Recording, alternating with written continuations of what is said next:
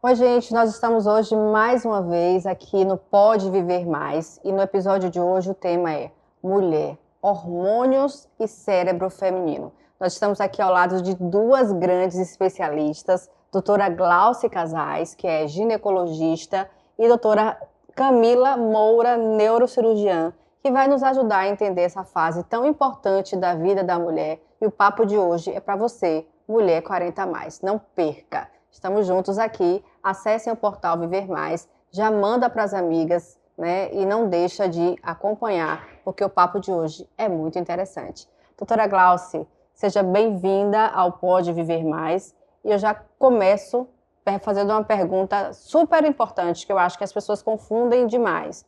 O climatério e a menopausa é a mesma coisa? Vamos lá. Muito bom estar aqui, Cristiane. Obrigada pelo convite. E essa pergunta é bem pertinente, porque essa é uma dúvida muito frequente. A menopausa é um marco, é a data da última menstruação da mulher. E o climatério, uma fase extensa, geralmente ela vai de 40 até uns 65 anos. Dentro dessa fase é que está a menopausa. Na menopausa você tem uma fase antes, que é a perimenopausa, que é essa fase dos 40 mais, dos 40 até a data da última menstruação das mulheres, que no Brasil oscila entre 48 a 51 anos, e depois da menopausa vem a pós-menopausa, que vai até os 65 anos, que é a senectude. Então, climatério de 40 a 65 e menopausa apenas um marco na vida da mulher. E o que acontece na vida da mulher que entra nessa fase de climatério? Os 40 mais, hoje é o grande chamado, né, na saúde da mulher, para que a gente ensine elas a cuidarem dessa saúde de uma forma preventiva. Hoje a medicina preventiva funcional, ela tem uma importância muito grande para ensinar o que acontece. Depois dos 40 anos, os ovários da mulher, que são órgãos que produzem hormônios, que produzem estradiol, progesterona, testosterona, começa a haver um declínio. Esse declínio é um declínio lento, por isso que a perimenopausa, que é essa fase antes da menopausa, ela pode durar de 5 até 10 anos antes da menopausa. Então você imagina esses ovários deixando aos poucos de produzir hormônios que são essenciais. Por exemplo, a progesterona, ela tem um papel fantástico no quê? No humor, no sono, na regularidade menstrual. Então essas mulheres aos 40 começam a ter irregularidade menstrual com a queda da progesterona. Depois a queda do estradiol. O estradiol ele é um cofator de quase 300 funções no nosso corpo. Então isso tem impacto desde do olho, do zumbido, do cabelo, da pele, da vagina, osso, coração e por aí vai. E a testosterona, que é uma que cai mais num platô, que é responsável na sua queda por perda de força muscular, sexualidade. Então você imagine isso variando muito entre mulheres, começando a acontecer essas quedas, que vai ser por isso que não existe uma perimenopausa igual a outra, né? Cada mulher tem sintomas mais gritantes, umas fogachos, outras perdas de memória, outras ganho de peso. Então isso se deve a essa queda que começa a acontecer a partir dos 40. No seu dia a dia, como médica ginecologista, você ainda sente que existe muito tabu em torno desse tema, em torno da menopausa? Sim, infelizmente. Muitas mulheres ainda acham que a menopausa é a fase, né, que termina a vida. Na verdade, a gente tem que entender que a menopausa é o final da vida reprodutiva, mas não o final da vida produtiva. Então, a mulher tem que usar do seu conhecimento, da sua história que ela construiu e saber que não é mais 30 anos, que ela não tem mais 40 anos. Por exemplo, eu tenho 55 anos, o que eu faço? Eu tento aplicar e usar a minha saúde para que eu tenha 55 anos com vigor, com lucidez, com disposição. Então, essa é a grande questão, é não achar que terminou. Terminou sim a reprodução, mas não aquilo que pode, tanto que a gente vê hoje muitas mulheres começando carreiras, aprendendo coisas novas. Então, esse é o grande tabu e eu acho que é muito conceitual. Elas aprenderam isso, né, das mães, das avós e repercutiram, mas ainda bem que isso está mudando. Doutora, quais são os sintomas que costumam aparecer primeiro, para que a mulher assim, olha, isso aqui eu estou sentindo, não está nem imaginando, uma mulher acima de 40, como eu, né, 40 a mais, e que tem alguns sintomas que ela já acha comum, mas que pode ser também já o período da perimenopausa? Perimenopausa, perfeito. Os primeiros sintomas vêm da queda inicial. Qual é o primeiro hormônio que cai? A progesterona. E com a queda da progesterona, ela começa a ter ciclos irregulares diferentes. começa com ciclos mais curtos, depois pode mudar o fluxo, depois vem ciclos mais longos.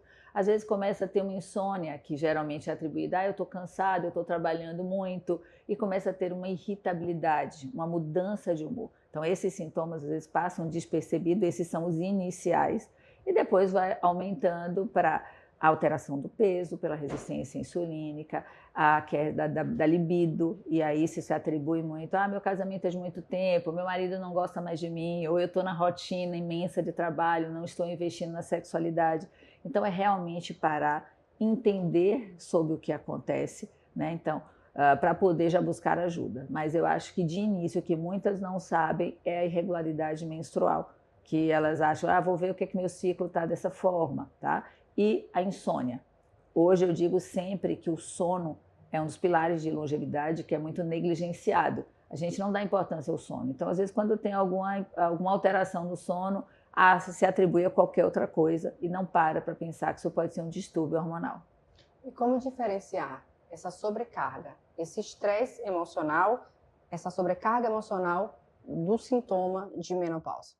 Brincadeirinha aqui que eu vou fazer primeiro procurando um bom ginecologista para poder avaliar, né? Então, mas agora a gente respondendo, né, da forma correta, primeiro orientação médica, é saber entender de que aquilo que acontece de forma temporária, por exemplo, eu tive uma crise de estresse, passou, não teve mais, eu tive uma noite de insônia e ela não se repetiu, então não fala a favor de ser uma fase nova que essa mulher está entrando, porque quando sim entra a insônia, entra a irritabilidade, entra o ganho de peso, não são coisas pontuais, elas se repetem. Então, quando isso se repetir, fala mais a favor de que seja um déficit hormonal e não uma chateação ou um cansaço momentâneo. É a primeira forma. A segunda, buscar o ginecologista, porque aí sim ele vai saber olhar a mulher como um todo. Porque às vezes, Cristiane, a gente atribui tudo a hormônios. Os hormônios, eles são essenciais. Mas eu sempre digo que a gente tem que partir de um tripé, tá? O pilar hormonal é um tripé importantíssimo dentro dessas queixas. O pilar nutricional, porque muitas dessas mulheres que têm a fadiga, que também é outro sintoma muito comum, e atribuem ao hormônio, e é o quê? Uma ferritina baixa, uma B12 baixa, uma D baixa. E o terceiro pilar, que é o pilar do metabolismo. Esse sim engloba muito mais coisa, porque vai entrar a resistência insulínica, o sono, a atividade física. Então, a gente sempre tem que pensar neste tripé. E aí sim, o ginecologista vai saber avaliar, de acordo com a clínica e com os exames, se é um cansaço, se é uma fadiga ou se realmente já é uma transição menopausal ou perimenopausa. E que, infelizmente, podem ter as duas coisas juntas. Essa mulher pode estar na transição menopausal com déficit realmente de nutrientes e de vitaminas. Doutora Camila Moura, seja bem-vinda aqui ao Pode Viver Mais. É bom ter você aqui. Vamos falar um pouco sobre essa influência na memória da saúde do cérebro da mulher nesse período de menopausa. Muito obrigada pelo convite aqui do Portal Viver Mais, o nosso podcast. Fico muito feliz por estar contribuindo para um tema tão relevante, né, que é a associação da menopausa com alterações no metabolismo cerebral e dos hormônios. É muito comum as pessoas relatarem a perda de memória nesse período da menopausa? Sim, esse é uma queixa muito importante, né? Uma queixa relevante, que as pacientes chegam no consultório e muitas vezes os esposos chegam junto também, falando, ela está piorando da memória, coisas do dia a dia a paciente começa a esquecer, nomeação de objetos também, coisas que a paciente não tinha antes. Então, isso torna-se muito comum. E aí há necessidade da gente fazer alguns diagnósticos diferenciais entre o que é normal na menopausa e o que pode ser atribuído a um quadro demencial já em atividade. Bem difícil essa fase, porque pós-pandemia não tem pós que não perdeu um pouco da memória. Isso, então, na menopausa fica um pouco mais exacerbado, mais evidente, é isso? Sim.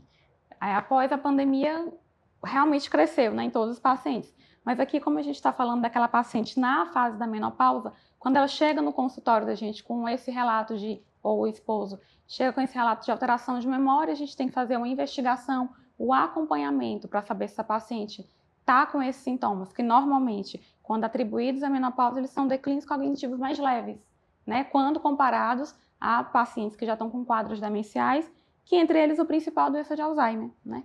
Que a gente sabe que pela longevidade da mulher maior do que o do homem, nela torna-se mais recorrente do que no homem a prevalência de Alzheimer. Nós sabemos que nós, mulheres, somos muito hormônio, né? Todas as fases da nossa vida a gente passa por essas mudanças hormonais. Existe algum hormônio que tem uma interferência maior no cérebro nessa fase da menopausa? Então, nessa fase da menopausa, a gente tem que salientar 2 hormônios principais, né? O estrogênio e a progesterona, mas a progesterona tem um papel maior no córtex cerebral, porque ela influencia diretamente em 3 sistemas. O sistema serotoninérgico, né? Serotonina, o de dopamina e a ação de GABA. Então, no sistema serotoninérgico, que é o responsável pela felicidade, o bem-estar da paciente, quando você tem uma taxa de estrogênio, estradiol normal, né, durante a fase reprodutiva, esses receptores neuronais eles estão saturados, então a paciente está bem de humor. Na medida que vai chegando a perimenopausa, chegar a menopausa, os receptores eles vão diminuindo a quantidade da conexão com o estrogênio, né, que está disponível, pela quantidade menor de hormônio. Então, com isso, com a redução da quantidade de estrogênio, né, nas sinapses nervosas, vai diminuir a ação que é feita no sistema serotoninérgico, então a paciente ela tende a ter essas oscilações de humor, vai piorando e o bem-estar geral dela fica pior. Também tem ação no sistema da dopamina, né? A dopamina ela é muito responsável, que a gente fala, pela atenção, pela memória, pelo prazer. É o sistema de recompensa da mulher, que ele também sofre uma ação direta do estrogênio, né? Através dos receptores, por uma via na neurocirurgia, na neurologia, que a gente fala de via mesolímbica, que é a via responsável por essa perpetuação da afetividade, da atenção da paciente. Então, o estrogênio ele vai agir nessa via, aumentando a ação dos receptores, então a paciente ela fica mais focada, tem uma memória boa, uma atenção maior espacial também. Quando vai caindo com a perimenopausa e com a menopausa, a paciente passa a sentir esses sintomas também, de uma forma maior. E por fim, a gente tem que destacar o sistema GABA. O sistema GABA no sistema nervoso central, ele é muito responsável pela parte do sono e da ansiedade, através de regulação com várias partes do córtex, que eu já comentei, hipocampo, amígdala, córtex pré-frontal, eles regulam a questão da qualidade do sono da paciente, né, pela qualidade da iniciação e perdurar o sono durante a noite, e também pelo sintoma de ansiedade. Então, a paciente, quando está na fase normal, o estrogênio que está numa quantidade mais aumentada, ele consegue modular o sistema GABA, então a paciente fica bem, consegue dormir melhor, não é tão ansiosa, que a gente também percebe no consultório, que é algo muito relevante, que a paciente na perimenopausa também já começa com alteração de sono, sono insatisfatório, acorda várias vezes à noite, e ela começa a ter mudança do humor, que o próprio marido muitas vezes refere. Ah, ela mudou de humor, está mais ansiosa. Então, são os 3 principais. Existe alguma relação entre a menopausa e doenças neurológicas? Sim. Das doenças neurológicas, a mais prevalente, né, nesse nosso contexto seria a doença de Alzheimer, né? Existem outras tantas demências. Que o estrogênio, de novo, tem uma função muito importante, né? Porque nós sabemos que também há receptores de estrogênio muito responsáveis pela conexão com proteínas cerebrais, que são proteínas que vão diminuir a quantidade de peptídeos A-beta. Que esses peptídeos A-beta, quando eles estão aumentando, eles vão formar cadeias, que normalmente a gente está chegando na perimenopausa, na menopausa, e essas cadeias de conjunto, né, em conjunto desses peptídeos A-beta, eles podem favorecer a formação no futuro de doença de Alzheimer, porque eles vão piorar a conexão das cadeias sinápticas, eles vão levar também à neurotoxicidade cerebral, então tudo isso interfere. Além de, ainda falando de demência, a gente tem que falar das citocinas, tanto as pró-inflamatórias quanto as anti-inflamatórias, que o estrogênio, de novo, tem um papel crucial. Porque o estrogênio também ajuda a regular essa parte hormonal, favorecendo o aumento das citocinas anti-inflamatórias e diminuindo as pró-inflamatórias, né, que as principais que a gente vê na neurocirurgia, a interleucina 1-beta, a interleucina 6, o TNF-alfa. Quando a paciente está diminuindo a quantidade de estrogênio no corpo, a gente vê que as citocinas, essas pró-inflamatórias, elas aumentam. Então, elas aumentando em conjunto com, por exemplo, os peptídeos A-beta, todos esses vão corroborar para a formação no futuro de uma predisposição maior de doenças neurodegenerativas. E dentre elas, a principal, sem dúvida, é o Alzheimer. Então, sim, tem interferência. Como o sono ruim pode afetar o funcionamento do cérebro? A gente falou aqui várias vezes, a doutora Glaucia também citou, que a menopausa interfere no sono. De que forma esse sono ruim, essa qualidade ruim do sono pode afetar a questão cerebral da mulher? Então, a correlação com o sono, a gente vai falar mais do sistema GABA, né? O sistema GABA, com a ação do estrogênio, a gente consegue regular, modular o sono. Então, tem uma qualidade de sono melhor. Na perimenopausa e na menopausa, como cai a ação do estrogênio, vai cair também a ação do sistema GABAérgico, né? No sistema nervoso central. Então, essa paciente, ela começa a ter sono que ela não consegue chegar nas fases do sono 1, 2 e 3, não consegue chegar no sono REM, ou então chega, mas não consegue terminar o prazo que tem que ter para poder ter um descanso cerebral. Com isso, a paciente vai acordar mais cansada, tem a sensação de não ter dormido direito.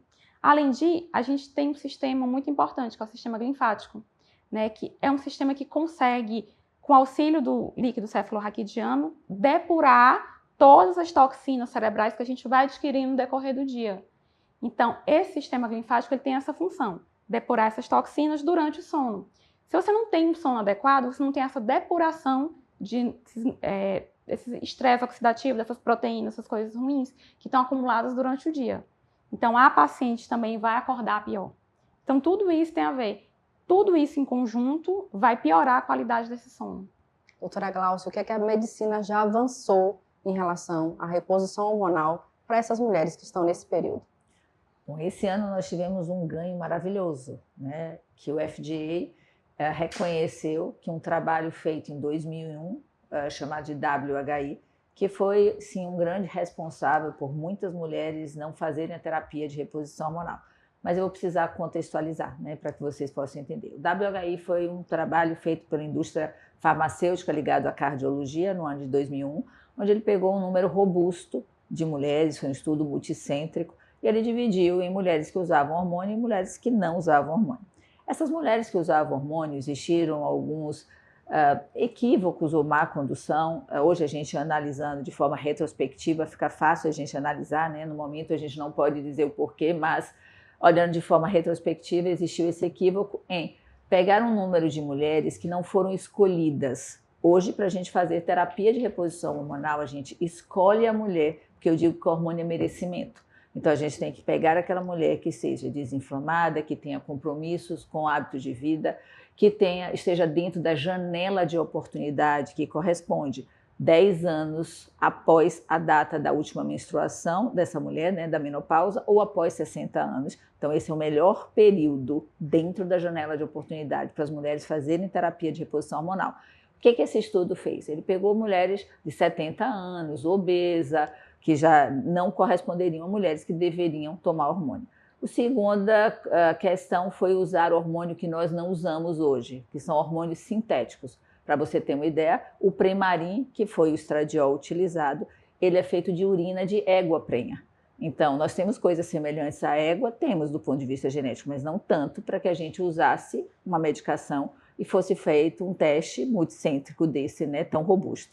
E a progesterona que foi usada não é uma progesterona igual a que a gente produz. Foi a medroxiprogesterona, que é uma progesterona sintética. Então, claro, o que aconteceu da junção de mulheres não escolhidas e hormônios não ideais? Efeitos colaterais indesejáveis, tá?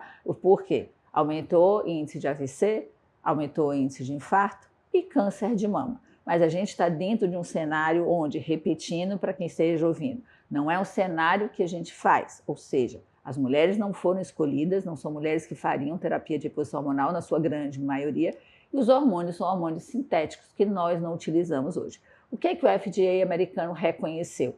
De que realmente é contraproducente esse trabalho e tirou, porque todos os hormônios eles tinham uma tarja preta. Se você comprasse um hormônio, você viria lá, essa medicação pode causar câncer de mama, AVC, infarto. Então, isso foi tirado, isso é uma coisa muito boa. Ele retirou isso e mostrou de que não é assim. E melhor, hoje os hormônios que nós usamos são hormônios bioidênticos. O que significa, Cristiane, hormônios bioidênticos? São hormônios semelhantes aos nossos, porque o hormônio, para ele fazer função, ele precisa se encaixar no receptor para a função acontecer. Quando o hormônio ele é parecido com o nosso, essa função ela acontece sem machucar, sem ter danos no nosso corpo. Então, hoje, nós usamos, sim, hormônios bioidênticos ou isomoleculares para terapia de reposição hormonal. O que vai variar é a via de administração. se vaginal, se creme, se implantes hormonais absorvíveis e inabsorvíveis, ou seja, nós podemos conversar sobre via de administração, mas os hormônios utilizados hoje, eles não conferem risco. Claro que depois de uma paciente analisada, triada, tirado todos os fatores de risco, contraindicações e o principal de tudo, a paciente tem que querer fazer terapia de reposição hormonal. E mais, tem que se responsabilizar pelo tratamento. Como eu falo sempre, a mulher na menopausa, qualquer mulher em tratamento, mas o tópico hoje aqui é a menopausa, ela tem que ser protagonista da sua história. Ela não pode esperar o médico prescrever, como infelizmente a gente veio de uma medicina antiga, onde era muito mais a receita médica e estava resolvido. Hoje não. Hoje, nessa medicina preventiva funcional, a paciente ela é responsável também. E na terapia de reposição hormonal, onde a gente precisa de um corpo desinflamado, de uma mulher fazendo músculo, de um sono preconizado de 7 horas, de uma dieta anti-inflamatória, de gerenciamento de estresse e sempre quando possível fazer suplementos. Então essa mulher ela precisa entender isso para que ela possa se responsabilizar pelo tratamento e, claro, ter as respostas otimizadas do tratamento com os hormônios bioidênticos. Esse estudo, então, pegou mulheres que não tinham perfil para receber. Isso significa que continua assim. Existem mulheres com perfil e outras não. Sim. Quais são as mulheres que não têm perfil para fazer a reposição hormonal? As contraindicações absolutas são câncer de doença estrogênio, né, de origem estrogênio, principalmente o câncer de mama, tá? Então, isso é contraindicação. Tem se mostrado uns trabalhos, ensaios de uns trabalhos, que em alguns casos, sim, em breve, vai poder se avaliar a testosterona, mas isso ainda a gente não tem nada ainda oficial, tá? Então, o oficial é que mulheres com câncer de mama não podem fazer terapia de reposição hormonal, lúpus, algumas hepatopatias, que são doenças do fígado, algumas coagulopatias também não podem fazer terapia de reposição hormonal.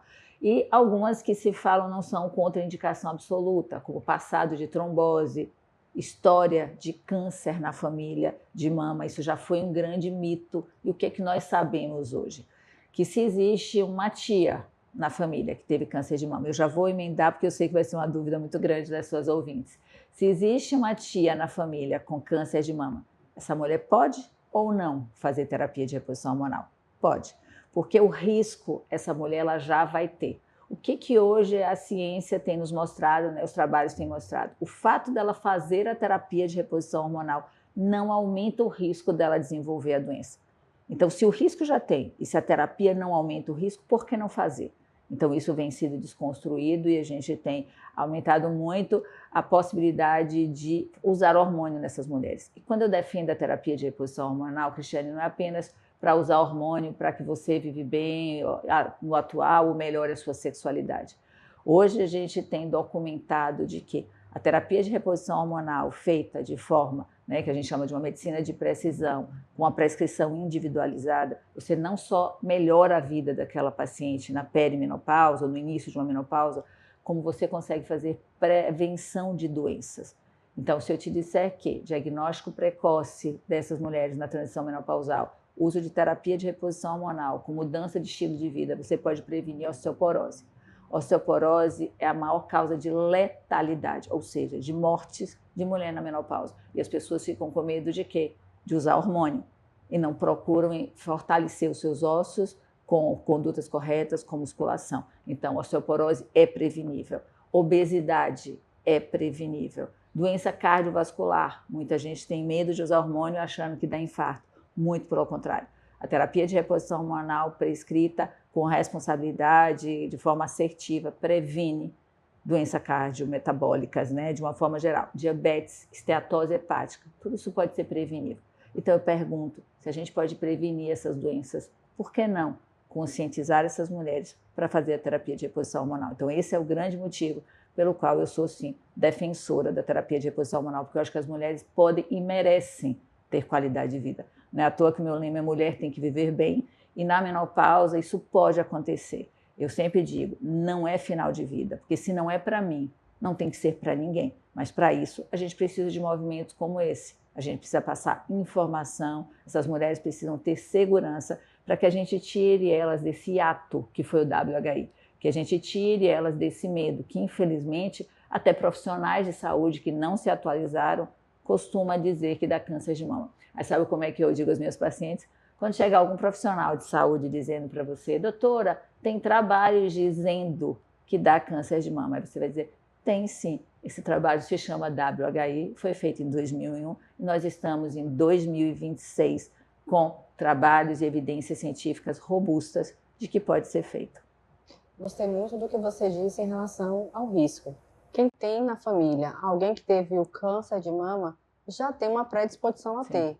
Então, a prevenção, a reposição hormonal, ela vem prevenir outras doenças. Você falou aí, doença cardiovascular, doenças de osteoporose, outras doenças. Então, eu achei bem interessante o que você disse, mas claro, com um acompanhamento médico. Uma vírgula só, porque eu não poderia deixar à frente de uma... Eu esqueci na hora de falar com uma prevenção maravilhosa de doenças mentais. Né? Então, quando você consegue mudar todo o estilo de vida dessa paciente, investir em sono, investir em intestino, e você faz a terapia de reposição hormonal, você consegue fazer prevenção de doenças mentais. Porque você devolve ao seu cérebro exatamente o que a doutora Camila falou. Estradiol, progesterona, que esse cérebro precisa para ele manter a neuroplasticidade, que é uma capacidade de aprender coisas novas, dada principalmente pelo estradiol, e essa mulher ela consegue ir recuperando, aprendendo e resgatando, né, o sentido pela vida. Existe idade ideal para começar o tratamento? 40 anos é a idade de se procurar. Isso não quer dizer que você vai fazer uma terapia de reposição aos 40 anos. A gente vai começar fazendo os ajustes necessários, que é o tratamento de base, é tratar esse estresse oxidativo da vida que a gente leva mesmo corriqueira. Para você ter ideia, uma maquiagem causa estresse oxidativo aumentado para a gente. Então, a gente tem que ver essa paciente e orientar para fazer toda essa mudança de estilo de vida. E aí, à medida que ela vai perdendo ou tendo queixas de disfunção, de desequilíbrio hormonal, sim. Por exemplo, na grande maioria, quando é 40 mais, só começa com uma progesterona. Então, a gente, na grande maioria, não usa o estradiol, porque o estradiol ele não cai logo. Então, a gente repõe a progesterona, que a minha preferência é uma progesterona oral micronizada, porque ela tem uma ação, como a doutora Camila falou muito bem, no sistema GABAérgico, ela ajuda muito o sono, ela ajuda muito o humor, ajuda no fluxo menstrual que está irregular, e aí você vai adaptando. Se a paciente tiver desejo sexual hipoativo, pode fazer uso de uma testosterona, e aí esse acompanhamento, essa avaliação frequente é que vai dizer o que é que a paciente precisa para poder ser feito o tratamento específico, individualizado para ela. Vamos falar um pouco sobre sexualidade, sobre libido. A doutora Camila até citou que muitas mulheres elas vão ao consultório com os maridos cheios de queixas e tudo mais. De que forma essa mulher pode ajudar, né? Pode se ajudar em relação a melhorar a libido, né, nesse período da menopausa? Primeiro, o libido é multifatorial. Tá? Libido, de forma equivocada, a maioria das mulheres pensam que libido é falta de... A maior causa de baixa libido é testosterona. E eu vou te dizer que não é. Você sabe qual é a maior causa de baixa de libido? Ansiedade. Nós, mulheres modernas, nós estamos vivendo mundos ansiosos. Então, ansiedade, fadiga, baixa autoestima, relacionamentos que não são investidos, principalmente mulheres que têm relacionamentos de muito tempo, o casal não investe. Em quinto lugar, que vem a queda de testosterona. Então, o meu convite é a essas pacientes não acharem que tudo é hormônio. Primeira coisa, entender que a baixa de libido é multifatorial. O autoconhecimento. As mulheres precisam se conhecer, elas precisam se tocar, elas precisam saber o que é prazer, para ela poder estar com o parceiro e ter prazer com esse parceiro. E quando a gente fala de prazer, não é prazer de cama apenas, não é prazer de sexo. A mulher ela precisa entender que ela é merecedora de ter prazer. Quando ela entende esse estado que ela ocupa, ela vai buscar também no sexo, porque ela está buscando no dia a dia, na profissão, na maternidade, na amizade, no parceiro. Então, essa extensão de eu mereço prazer, ela também vai para a cama. Então, o prazer ele perpassa por uma série de condições. Doutora Camila, quais hábitos podem ajudar a proteger o cérebro nessa fase da vida? Bom, então eu cito como sono um dos principais, né? A regularidade do sono. Que aí a paciente, quando está chegando nessa fase da perimenopausa, ela tem essas alterações normalmente em decorrência, principalmente pelo estradiol, né? Que vai tendo uma queda. Além do sono, outro fator muito importante que a paciente tem que ter, né, todos nós, na verdade, né, mas o tema da menopausa é a atividade física regular. Né? É sabido que com atividade física regular, aeróbicos, musculação, as pacientes elas liberam vários neurotransmissores, dentre os quais eu já citei a serotonina, a dopamina, a atuação no sistema GABAérgico, liberam também IGF-alfa, VEGF, liberam endocannabinoides que a gente tem, né, endógenos, que nos ajudam também a ter aquela sensação de prazer, de bem-estar iminente, né, iminente pós-atividade física. Então, a atividade física, sim, ela ajuda muito a paciente ter uma melhora do bem-estar associado com sono. Uma dieta também anti-inflamatória, que a doutora Glaucia já comentou também, é um fator muito importante. Estimular a parte cognitiva, né, que como eu falei, a paciente vai começando a ter declínios cognitivos, nessa fase, declínios cognitivos leves. Então, no consultório, a gente sempre estimula a paciente, como, por exemplo, estímulo cognitivo, e aprender instrumentos, novas habilidades motoras. Eu sempre brinco com as pacientes, você é canhota ou destra? Ah, eu sou destra. Então, a gente vai começar a fazer tudo com a mão esquerda, para a gente estimular o outro hemisfério que não está sendo tão utilizado. Então, são algumas estratégias que a gente tem para ir estimulando essa paciente nessa fase. Doutora, falando de sono, existe a reposição do estrogênio para melhorar o sono. Algumas pessoas me dizem, assim, pesquisando para também entrevistar vocês, que o encreme é diferente do que é ingerido, que o ingerido tem uma capacidade melhor de ajudar no sono, além de melatonina, que hoje já é algo muito comum. A senhora concorda com isso? Existe realmente essa diferença? Vamos lá, deixa eu explicar, porque aí não é o estradiol. O que você está falando é a progesterona. A progesterona realmente em creme, eu pessoalmente não prescrevo. Acho que pouquíssimos casos, se eu tiver 5 a 10% de prescrição de progesterona de creme. Por quê? Porque a progesterona oral ela tem um benefício muito grande, que é proteger o endométrio, em primeiro lugar, que é a camada interna do útero, que tem que ficar protegida quando essas mulheres usam o estradiol. Então, essa função dela é maravilhosa. E é o único hormônio que eu prefiro usar em oral. Por quê? Porque quando se toma a progesterona oral micronizada, ela tem sim uma passagem hepática, mas a gente precisa dessa passagem hepática porque a progesterona ela vai virar allopregninolona, que vai fazer essa ação no sono, no relaxamento. Então, neste caso, sim, a progesterona oral ela é igual, ela é isomolecular, ela é bioidêntica. Tem que prestar muito bem atenção a isso para não achar que a terapia de reposição hormonal sintética, de estradiol e progestinas que usavam no passado. Não, a gente está falando de uma progesterona oral micronizada, de novo, igual a que a gente produz. Essa sim, a minha preferência oral para propositadamente ter essa passagem hepática, virar allopregnanolona e melhorar do que você falou do sono, do bem-estar. Nós estamos conversando com a doutora Glaucia Casais, que é ginecologista, e doutora Camila Moura, que é neurocirurgiã. Vamos a um momento de mitos e verdades para a gente encerrar aqui o nosso podcast. Doutora Camila, menopausa faz a mulher engordar? Aí vai depender, como eu falei, dessa série de hormônios, da ação do estrogênio, né, que quando vai havendo a queda na pele, na menopausa, a diminuição do estrogênio, na verdade, com a ação no sistema nervoso central. Então, depende. Mito ou verdade? Reposição hormonal causa câncer? Não, reposição hormonal não causa câncer. Né? Hoje, para você ter ideia, a maior causa de câncer de mama na pós-menopausa é obesidade. Então, aí a gente tem que ter medo, sim, da obesidade e não de fazer terapia de reposição hormonal de forma assertiva e bem acompanhada. Doutora Camila, mito ou verdade? Menopausa diminui a capacidade intelectual? Sim, verdade.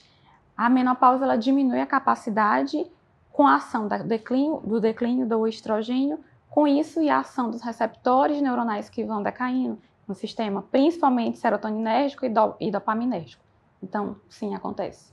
Só que tem que ser um declínio cognitivo leve, porque, de novo, a gente vai ter que fazer o diagnóstico diferencial com as doenças neurodegenerativas, que aí os sintomas são mais severos e, para fazer esse diagnóstico diferencial, normalmente a gente tem que acompanhar a paciente por um tempo. Mito ou verdade? Atividade física melhora os sintomas? Sim, Ave Maria, perfeito. Seriam das primeiras coisas a ser indicado, principalmente o músculo. Quem me segue ou está no consultório comigo vê que eu sou uma defensora da musculação. Com isso eu não invalido nenhuma outra atividade física, mas hoje o músculo ele é considerado um órgão endócrino. O que significa isso? Ele produz hormônio. Ele produz 2 hormônios, que é a lisina e a erisina, que têm uma ação anti-inflamatória. A gente conversou aqui que a menopausa é um estado de inflamação subclínica. Então, se eu tenho um músculo me ajudando nisso, eu vou melhorar bastante essa paciente. Segundo, produz miocina, que ajuda bastante na cognição.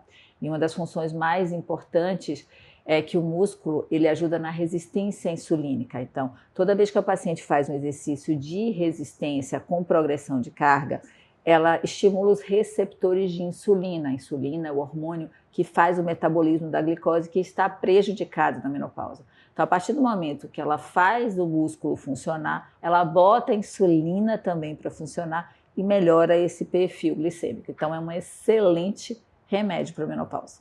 Mito ou verdade, doutora Camila? Problemas de memória são sempre neurológicos? Mito. Alguns problemas neurológicos, né, porque a gente vai ter que avaliar a paciente, mas tem alguns sintomas que são no consultório ditos como neurológicos, que aí a gente vai avaliar, já tem um quadro algo psiquiátrico junto, né, que já leva mais para o quadro da ansiedade. Então isso tem que ser muito diferenciado durante a consulta, que o quadro de ansiedade pode ser, né, o quadro psiquiátrico, ansiedade, eles podem ser tanto pela ação do sistema GABAérgico, mas até mesmo pelo contexto familiar que essa paciente vai ter inserido nessa fase de vida. A gente não falou dos fogastos, né? É. Mito ou verdade? Ondas de calor são o sintoma mais importante? Não é o sintoma mais importante, mas é um sintoma que tem que ser olhado com muito carinho. Por quê? Os trabalhos mais recentes têm mostrado que as mulheres que têm fogacho, elas têm 40% de chance maior de ter eventos cardiovasculares. Então isso tem que sim estar dando uma avaliação muito importante a essas mulheres. E o fogacho, ela piora muito a qualidade de vida. Então, tem mulheres que acordam exatamente pelo que a doutora Camila falou, da ação dos hormônios no cérebro. O cérebro tem um centro termorregulador, né, e que ele funciona mais ou menos, estradiol, em torno das 2, 3 horas da manhã. Ele faz uma ação que é para continuar tudo trabalhando muito bem. Quando não existe estradiol, esse sistema termorregulador ele não funciona. Essas mulheres têm despertares noturnos. Você pode perguntar, 2, 3 horas da manhã, com calor, ou aquele cobre e descobre, frio, calor, por causa da ação desse centro, né, termorregulador. Então essa mulher não dorme bem, ela piora toda a produção dos hormônios que são para acontecer durante a noite, ela fica irritada. Então tudo isso corrobora para um dia mais pesado, cansado e até com mais sintomas relacionados também ao fogacho. Mito ou verdade? Menopausa pode afetar a vida sexual? Sim, a menopausa pode afetar a vida sexual da paciente, de novo, não apenas isolada, né, mas num contexto multifatorial, que como a doutora Glaucia comentou, não é apenas a queda da testosterona, é todo o contexto que a paciente está inserida, a queda dos outros hormônios em conjunto. Eu acho que essa pergunta do mito ou verdade para a doutora Camila. Sono ruim, a gente falou muito de sono, dessa questão cerebral, pode piorar a memória? O sono insatisfatório piora a memória, porque durante o sono a gente tem 3 fases, depois tem o sono REM. Durante a passagem por essas fases, durante o sono, né, um sono de qualidade de 7 a 8 horas, é que a gente consegue consolidar a memória. A memória inicial, ela fica mais no córtex frontal. Quando você vai consolidar a memória, ela vai para o hipocampo. E essa consolidação de memória se dá justamente durante o período noturno, que você dorme. Aliado a isso, como eu citei anteriormente, nós temos o sistema linfático, que ele vai tirar essas toxinas no decorrer do dia. Se você não tem um sono satisfatório, você não vai conseguir tirar as impurezas, você não vai conseguir fixar bem a memória. É aí que começa o declínio cognitivo leve, que a pessoa chega, o marido está esquecendo de tudo, aí os sintomas vêm por causa disso. Mito ou verdade? As ondas de calor acontecem com toda mulher na menopausa? Não, 40 a 50% delas têm, porque são, como eu disse, muitos sintomas associados, né, a essa fase, mas não são todas. E isso é uma das coisas que atrapalha bastante, porque fica um adendo também para as suas ouvintes, que não é para esperar as ondas de calor chegar para buscar ajuda médica, que ela pode estar na menopausa e toda mulher na menopausa precisa de tratamento e não esperar os fogachos chegarem para buscar ajuda. Gente, esse foi o Pode Viver Mais, falando sobre menopausa, hormônios e essa intervenção da menopausa no cérebro da mulher. Foi um prazer recebê-las aqui. Agradeço por estarmos juntas aqui informando para a comunidade sobre a menopausa e deixo aqui o espaço aberto para primeiro a doutora Glaucia fazer suas considerações finais. Muito obrigada pelo convite. É sempre muito bom a gente estar reforçando de que o tratamento da mulher da menopausa não é sobre sintomas. O tratamento da mulher da menopausa ele é muito mais profundo. A gente precisa pegar essa mulher e devolver, dar qualidade de vida para ela, né? Metabólica, cognitiva, sexual, para que ela possa terminar a vida dela com uma longevidade que todos nós desejamos, né? Com autonomia, com independência. Então não é final de carreira, é construção de uma nova carreira, com outras habilidades que podem ser desenvolvidas e com conhecimento de algumas limitações, e está tudo certo nisso. Tem uma frase que eu brinco muito, tudo não terás.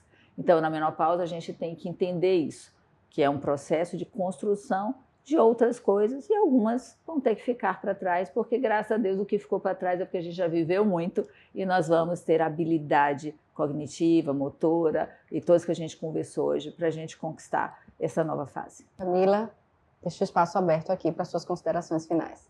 Tá, então, inicialmente eu queria agradecer pelo convite, Cristiane, agradecer a doutora Glaucia também pela oportunidade de a gente trocar, né, trocar informações. E quero finalizar falando que a menopausa normalmente está ligada mais ao sistema reprodutivo, né? Então, dificilmente a paciente que não tem tanto conhecimento vai chegar até mim no consultório da neurocirurgia, da neurologia, querendo informações sobre isso. No entanto, a gente vê que é muito importante porque nós temos muita interdisciplinaridade, né? Entre os dois lados. E o cérebro, ele responde muito a esses hormônios femininos, né? Ao estrogênio, à progesterona, e a gente vê que tem muita ação, tanto no bem-estar da paciente, quanto na ansiedade, o sono mais satisfatório ou não, a atenção, função motora, percepção de espaço. Então, é importante a gente ter em conjunto essa paciente para ir discutindo, conversando sobre reposição hormonal, sobre outras coisas que a gente pode fazer na base para já ir evitando, para consolidar isso, para que quando essa mulher realmente chegue na menopausa, a gente já tenha todo um alicerce que consiga ajudar ela melhor. Sem contar de que, eu vou reforçar de novo, não podemos esquecer do sono satisfatório, de uma atividade física regular, de uma alimentação saudável, de preferência anti-inflamatória, reduzir o estresse, porque o cortisol também vai atrapalhar nesse contexto. E se precisarem de mais informações, procure os especialistas, né? Nós estaremos dispostas, né? Serão bem-vindas todas vocês e seus familiares também. É isso aí. A menopausa é uma etapa natural da vida da mulher, é o fim da época da idade reprodutiva, mas não é o fim da nossa vida produtiva. Nós vamos continuar, né, seguindo nossos cursos, claro, que com acompanhamento médico, com todas essas evoluções da medicina na reposição hormonal, atividade física sempre, beber água sempre, e o Portal Viver Mais está aqui à sua disposição para levar até você informação com qualidade, com credibilidade, todos os dias, para que você viva mais e viva melhor. Acompanhe a gente nas redes sociais, siga o Portal Viver Mais e até o próximo episódio. Beijo, fique com Deus.